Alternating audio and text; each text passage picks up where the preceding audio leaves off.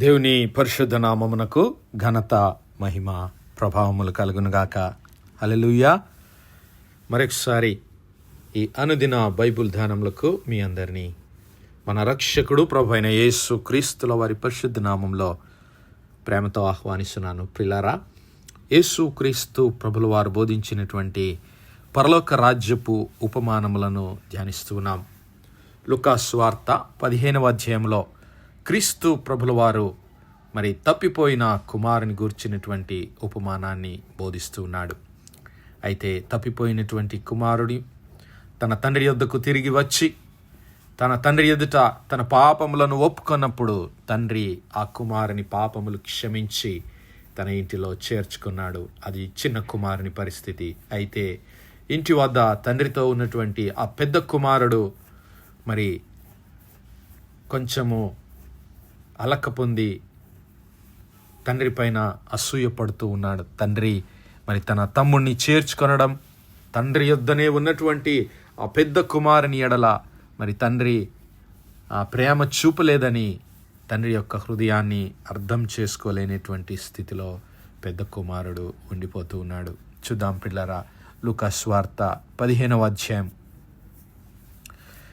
25వ వచనం నుంచి చూద్దాం. అప్పుడు అతని పెద్ద కుమారుడు, ఎప్పుడు అంటే మరి ఆ చిన్న కుమారుడు ఇంటిలోనికి వచ్చిన తర్వాత ఆ తండ్రి మరి ఆ కుమారుని మెడ మీద పడి ముద్దు పెట్టుకొని, ఇదిగో చచ్చిపోయిన నా కుమారుడు తిరిగి బ్రతికాడు, మరి తప్పిపోయిన నా కుమారుడు తిరిగి దొరికాడని సంతోషించి తన దాసులను పిలిపించి మరి ప్రశస్తమైన వస్త్రములు ఆ కుమారునికి తొడిగించి ఆయన చేతికి ఉంగరాన్ని పెట్టి మరి పాదములకు కొత్త చెప్పుల జోడులు అనుగ్రహించి క్రొవ్విన దూడ చేత పండగ చేస్తూ ఉన్నాడు. అయితే అప్పుడు మరి పెద్ద కుమారుడు పొలంలో ఉండెను. వాడు పొలము నుండి వచ్చుచు ఇంటి దగ్గరకు రాగా వాద్యములు నాట్యములు జరుగుట విని దాసులలో ఒకరిని పిలిచి ఏం జరుగుతుందని అడుగుతూ ఉన్నాడు. అయితే ఆ దాసుడు, నీ తమ్ముడు వచ్చి ఉన్నాడు, అతడు తన యొద్దకు సురక్షితంగా వచ్చినందుకు నీ తండ్రి కొవ్విన దూడను వధించాడని చెబుతూ ఉన్నప్పుడు అయితే ఆ పెద్ద కుమారుడు లోపలికి వెళ్ళనొల్లకపోయాను గనుక, పెద్ద కుమారుడు కోపపడి లోపలికి వెళ్ళనొల్లకపోయాను గనుక అతని తండ్రి వెలుపలికి వచ్చి లోపలికి రమ్మని బతిమాలుకొనెను. అందుకు అతడు తన తండ్రితో, ఇదిగో ఇన్నేండ్ల నుండి నిన్ను సేవించుచున్నానే, నీ ఆజ్ఞను నేనెప్పుడు మీరలేదే, అయినను నా స్నేహితులతో సంతోషపడినట్లు నీవే నాకెన్నడును ఒక్క మేకపిల్లనైనను ఇయ్యలేదు. అయితే నీ ఆస్తిని వేశ్యలతో తినివేసిన ఈ నీ కుమారుడు రాగానే వీని కొరకు క్రొవ్విన దూడను వధించితివని చెప్పెను. హల్లెలూయా. ఈ కుమారుడు పెద్ద కుమారునిలో మనం చూస్తున్నటువంటి మరి తప్పిదము ఏమిటి? ఈ పెద్ద కుమారుడు చేస్తున్నటువంటి తప్పు ఏమిటి అంటే ప్రియులారా, మరి ఆ పెద్ద కుమారుడు తన్ను తానే నీతిమంతుడుగా లెక్కించుకుంటూ ఉన్నాడు. తన యొక్క మరి నీతి క్రియల మూలముగా మరి తండ్రి యొద్ద మరి ఎక్కువగా ప్రేమకు, లేదంటే తండ్రి చేత మరి ఇంకా గొప్ప పార్టీ, గొప్ప విందు ఆశిస్తూ ఉన్నాడు. అయితే తండ్రి చిత్తాన్ని గ్రహించలేనటువంటి స్థితిలో ఉంటున్నాడు. మరి నా సహోదరుడా, నా సహోదరి, ఈ పెద్ద కుమారుడు ఈ యొక్క తండ్రి ప్రేమలో నుండి, తండ్రి సన్నిధిలో నుంచి, తండ్రి హృదయంలో నుంచి తప్పిపోతూ ఉన్నాడు. తన స్వంత క్రియల మూలముగా మరి తాను ఎక్కువ ఘనతకు అర్హుడని భావిస్తూ తను తాను హెచ్చించుకుంటూ ఉన్నాడు. అయితే తన సహోదరుని క్షమించలేనటువంటి స్థితిలో, తన సహోదరుని మరి ప్రేమించలేనటువంటి స్థితిలో మిగిలిపోతూ తండ్రి ప్రేమలో నుంచి, ఆ కుటుంబంలో నుంచి తప్పిపోతూ ఉన్నాడు. యేసు క్రీస్తు ప్రభుల వారు మరి ఆ శాస్త్రులకు, పరిసయ్యులకు చెప్పిన మాట, వారు ఆయనను మరి ప్రశ్నించడానికి, ఆయనను ఇరుకులో పెట్టడానికి ఆయన యొద్దకు వచ్చినప్పుడు క్రీస్తు ప్రభుల వారు, ఇదిగో లూకా సువార్త 10వ అధ్యాయము 25 నుంచి గమనిస్తే, ఒక ధర్మశాస్త్రోపదేశకుడు యేసును పరీక్షింపజూసి, బోధకుడా, నిత్య జీవమునకు వారసుడగుటకు నేనేమి చేయవలనని ఆయనను అడుగగా, ఆయన ధర్మశాస్త్రమందేమి వ్రాయబడి ఉన్నది?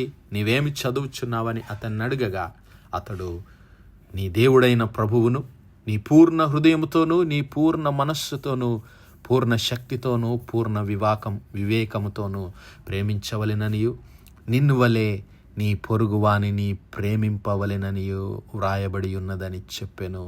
అందుకైన నీవు సరిగా చెప్పితివి, అలాగు చేయుము, అప్పుడు జీవించదు అని అతనితో చెప్పాను. పిల్లరా, ఇక్కడ క్రీస్తు ప్రభుల వారు మరి ధర్మశాస్త్రం అంతటి సారాంశాన్ని 2 ఆజ్ఞల్లో ఆయన బోధిస్తూ ఉన్నాడు. మొట్టమొదటిది, నీ దేవుడైన ప్రభువును నీ పూర్ణ హృదయంతోనూ నీ పూర్ణ మనస్సుతో నీ పూర్ణ శక్తితో నీ పూర్ణ వివేకంతో ప్రేమించవలెను. రెండవదిగా, నిన్ను వలె నీ పొరుగు వారిని, నిన్ను వలె నీ సహోదరుని నీవు ప్రేమించవలసిన వాడువై ఉంటున్నావు. మరి ఆ పెద్ద కుమారుడు తన చిన్న కుమారుడు తన తండ్రి యొక్క చిన్న కుమారుడైనటువంటి తన సహోదరుణ్ణి మరి ప్రేమించలేకపోయాడు. నా తండ్రి, మరి ఆ చిన్న కుమారుడు నీ ఆస్తినంతటిని వేశ్యల కొరకు ఖర్చు పెట్టాడు, వ్యర్థం చేశాడు. ఆయన వస్తే నీవు విందు చేస్తున్నావేమిటి అని హృదయంలో నొచ్చుకుంటూ ఉన్నాడు. తన స్వనీతి క్రియల వలన తాను ఎక్కువ ఘనతకు అర్హుడని భావించి తండ్రి యొక్క చిత్తాన్ని, తండ్రి యొక్క మరి ప్రేమను పొందుకోలేకపోతున్నాడు. తండ్రి యొక్క ప్రేమకు దూరంగా ఉండిపోతూ ఉన్నాడు. ప్రియులారా, మరి ఈరోజు నీవు నేను కూడా అలాంటి స్థితిలో మరి దేవుని సన్నిధి నుంచి దూరంగా వెళ్ళిపోతున్నామేమో. అయ్యా, నేను నీ సన్నిధిలో నీతిమంతుడను, నేను నీ సన్నిధిలో నీతిగా బ్రతికాను అని చెబుతూ నీ సహోదరుని ప్రేమించలేనటువంటి స్థితిలో ఉంటున్నావేమో. దేవుడు మనలను హెచ్చరిస్తున్నాడు. యెషయా గ్రంథం 64వ అధ్యాయం 6వ వచనంలో మనం గమనిస్తే, మన నీతి క్రియలు దేవుని సన్నిధిలో మురికి గుడ్డల వంటివి అంటూ ఉన్నాడు ఆయన. మన నీతి క్రియలు, మన నీతి ఏ పాటిది, మనం చేసే క్రియలు, మన జీవితము, మన కార్యములు ఏ పాటివి. యెషయా గ్రంథం 64వ అధ్యాయం, మేమందరము అపవిత్రుల వంటి వారమైతిమి, మా నీతి క్రియలన్నీ మురికి గుడ్డల వలె ఆయను, మేమందరము ఆకు వలె వాడిపోతిమి, గాలివాన కొట్టుకొని పోవునట్లుగా మా దోషములు మమ్మను కొట్టుకొని పోయాను. హల్లెలూయా. మనమందరము తప్పిదం చేసిన వారమే, మనందరము పాపం చేసిన వారమే, ఏ భేదము లేదు. అందరూ పాపం చేసి దేవుడు అనుగ్రహించి మహిమను పొందలేకపోతున్నారంటాడు పౌలు గారు. అయితే మరి మనందరము పాపులమే. దేవుడు తన ప్రేమ చేత మనలను క్షమించి ఇంకా తన సన్నిధిలో జీవించడానికి మనకు ఒక అవకాశాన్ని ఆయన అనుగ్రహిస్తున్నాడు. మరి ఆయన మనలను క్షమించిన ప్రకారము మనం కూడా మన తోటి సహోదరులను ప్రేమించబద్దులమై ఉంటున్నాం. పరిశుద్ధుడైన యోహాను రాసిన మొదటి పత్రిక 4వ అధ్యాయంలో మనం గమనిస్తే, మరి ఎవడైనను నేను దేవుని ప్రేమించుచున్నానని చెప్పి తన సహోదరుని ద్వేషించిన ఎడల అతడు అబద్ధికుడగును. తాను చూచిన తన సహోదరుని ప్రేమింపని వాడు తాను చూడని దేవుని ప్రేమింపలేడు. హల్లెలూయా. మరి తన సహోదరుడు తిరిగి వచ్చాడు, తన సహోదరుడు తప్పు చేసి మరి తిరిగి వచ్చాడు, తన సహోదరుడు మారుమనస్సు పొంది తిరిగి తన ఇంటికి వస్తే, ఈ పెద్ద కుమారుడు, ఈ సహోదరుడు తన మరి సహోదరుని ఎడల తన తండ్రి చేస్తున్నటువంటి ఆ విందును చూసి నొచ్చుకుంటూ ఉన్నాడు, బాధపడుతూ ఉన్నాడు. తను ఇంకా మరి ఎక్కువ ఘనతకు అర్హుడని అనుకుంటూ ఉన్నాడు. తాను ఎన్నడూ తండ్రి మాట మీరలేదని తాను మరి గొప్పవాడినని తండ్రితో చెప్తూ ఉన్నప్పుడు తండ్రి ఆ కుమారుని క్షమించాడు. హల్లెలూయా.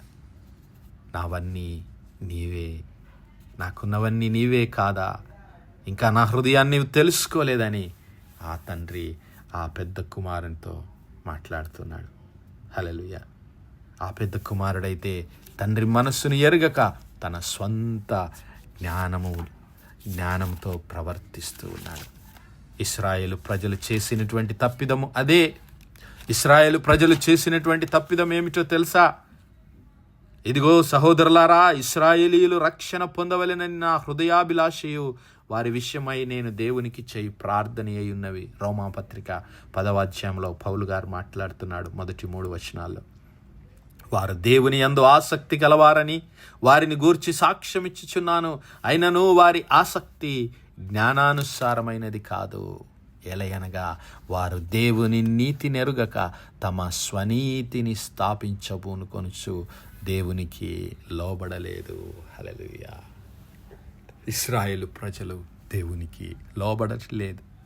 వారి జ్ఞానం చొప్పున ప్రవర్తిస్తూ వారే నీతిమంతులు అనుకుంటున్నారు. ధర్మశాస్త్ర క్రియల మూలంగా వారు నీతిమంతులుగా తీర్చబడతామని వారు భ్రమలో జీవిస్తున్నారు. కానీ దేవుని చిత్తాన్ని ఎరగలేకపోతూ ఉన్నారు. కాబట్టి ఇదిగో ఏ భేదము లేదు, అందరూ పాపము చేసి దేవుడు అనుగ్రహించు మహిమను పొందలేకపోతున్నారు. పాపము వలన వచ్చు జీతము మరణము, అయితే దేవుని కృపావరము మన ప్రభు అయిన యేసు క్రీస్తునందలి నిత్య జీవము. హల్లెలూయా. దేవుడు మనల్ని ఎంతగానో ప్రేమించి ఇదిగో మన పాపములన్నీ క్షమించి తన కృప ద్వారా మనలను రక్షించుకున్నాడు. హల్లెలూయా. ఆయన కృపచేతనే నీవు నేను రక్షణ పొందగలము. మనము చేసిన నీతి క్రియల వలన కాదు ప్రియులారా. ఆ పెద్ద కుమారుని నీతి క్రియల వలన కాదు అతడు తండ్రిలో ఇంటిలో ఉండటానికి అర్హుడు, తండ్రి ప్రేమకు అర్హుడు. కేవలము తన తండ్రి యొక్క ప్రేమ చేతనే, కృప చేతనే ఆ ఇంటిలో ఉండటానికి, మన తండ్రి యొక్క ఆస్తికి అంతటికి అర్హుడని ఆ తండ్రి చెబుతూ ఉన్నాడు. మరి నీవు నేను కూడా అలానే మన నీతి క్రియల వల్ల కాదు, కానీ దేవుని ఉచితమైన కృప చేత, దేవుని ప్రేమ చేత నీవు నేను ఆయన రక్షణకు, ఆయన నిత్య రాజ్యమునకు వారసులమై ఉంటూ ఉన్నాం.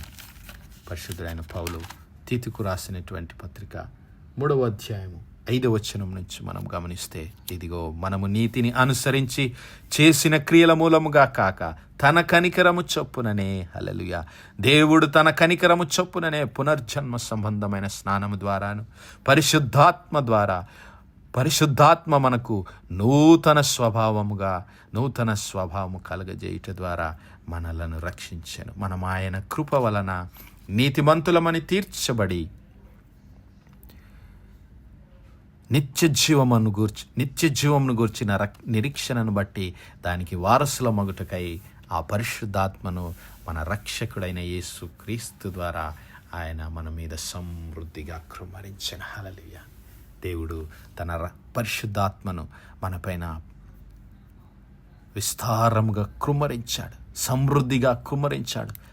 ఎందుకంటే మనము ఆయన కృప వలన నీతిమంతులుగా తీర్చబడాలని, మనము ఆ దేవుని నిత్యరాజ్యంలో వారసులం కావాలని. కాబట్టి ఇది మన నీతి క్రియల వలన జరిగినది కాదు, కేవలము దేవుని కృపావరమని గ్రహించి దేవుని సన్నిధిలో ఆయన బిడ్డలంగా జీవిద్దాం. అతి కృప, అతి ధన్యత దేవుడు మనందరి జీవితాల్లో దయచేయునుగాక.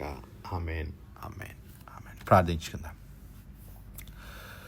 హల్లెలూయా, హల్లెలూయా, హల్లెలూయా, హల్లెలూయా. స్తోత్రములు తండ్రి. అత్యంత కృపాభరితుడవు, అత్యున్నత సింహాసనంపై ఆసీనుడవైన మా ప్రియ పరలోకపు తండ్రి, కలిగిన మా దేవ, సైన్యములకు అధిపతి వగు మా యెహోవా తండ్రి, కృపా కనికరములు గల మా ప్రభువా, సూర్యోదయం మొదలుకుని ఇంత మట్టుకు మా తండ్రి మీ చల్లని రెక్కల నీడను భద్రపరిచి, అయ్యా మరొకసారి మీ ప్రియ కుమారుడు మా ప్రభువైన యేసు క్రీస్తుల వారి పరిశుద్ధ నామములో దేవా మీ కృపా సన్నిధానంలో ప్రార్థించడానికి సజీవ లెక్కలో మమ్మల్ని లెక్కించిన మీ ప్రేమకు వందనాలు, కృతజ్ఞతాస్తుతులు, స్తోత్రాలయ్యా. దినమెల్లా మీ యొక్క పరిశుద్ధాత్మ సహాయము, ఆదరణ, కాపుదల మాకు అనుగ్రహించిన తండ్రి, మీకే లెక్కలేని వందనములు, స్తుతులు, స్తోత్రాలు చెల్లిస్తున్నాం. అవును మా ప్రభువా, ఇదిగో ఏ భేదం లేదు, అందరూ పాపం చేసి దేవుడు అనుగ్రహించు మహిమను పొందలేకపోతున్నారు. పాపము వలన వచ్చు జీతము మరణము, అయితే దేవుని కృపావరము ప్రభువైన యేసు క్రీస్తునందలి నిత్య జీవం, ఆ నిత్య జీవాన్ని మాకు అందరికీ అనుగ్రహించి ప్రభు మమ్మల్ని మీ నిత్య రాజ్యంలో వారసులుగా చేసిన మీ ప్రేమకు కృతజ్ఞతాస్తుతులు, స్తోత్రాలయ్యా. అవును మా తండ్రి, పరిశుద్ధాత్మ ద్వారా మాకు నూతన స్వభావాన్ని కలుగజేసి మీ యొక్క పరిశుద్ధాత్మను క్రీస్తు ప్రభుల వారి ద్వారా మాపైన సమృద్ధిగా కృమ్మరించినందుకు మీకే సమస్త మహిమ, ఘనత, ప్రభావాలు చెల్లిస్తూ మరొకసారి మీ ప్రియ కుమారుడు మా ప్రభు రక్షకుడైన యేసు క్రీస్తుల వారి పరిశుద్ధ నామమున ప్రార్థించి వేడుకుంటున్నాం మా పరమ తండ్రి. ఆమేన్, ఆమేన్, ఆమేన్. God bless you all. Praise the Lord. Shalom.